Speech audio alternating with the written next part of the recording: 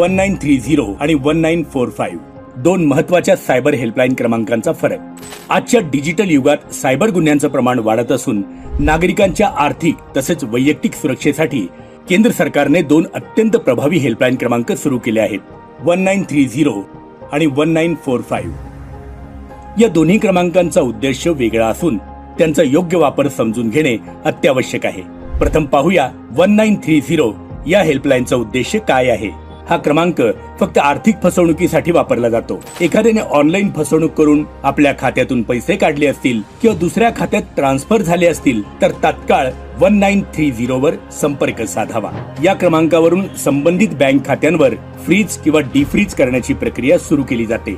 पैसे दुसऱ्या खात्यात अडकवले जाऊन पुढे न जाण्यासाठी प्रतिबंध केला जातो. मात्र लक्षात ठेवावे की या हेल्पलाईन वरून FIR नोंदवली जात नाही, तपास किंवा चौकशी केली जात नाही, आरोपींना अटक किंवा शोध मोहीम राबवली जात नाही. याचा उद्देश केवळ आर्थिक नुकसान थांबवणे आणि शक्य तितके पैसे परत मिळवून देणे एवढाच आहे. दुसरीकडे 1945 ही हेल्पलाईन अधिक व्यापक आणि कायदेशीर कारवाईची दारे उघडणारी आहे.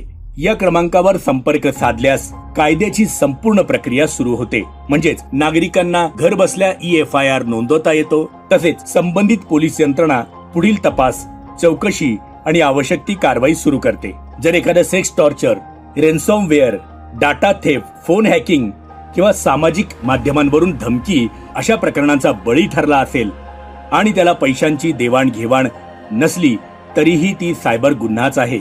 अशा वेळी 1945 या क्रमांकावर संपर्क साधल्यास कायदेशीर मदत आणि तपासाची प्रक्रिया सुरू होते. या दोन्ही हेल्पलाईनच्या माध्यमातून सायबर गुन्ह्याविरोधात नागरिकांना तात्काळ मदत मिळते.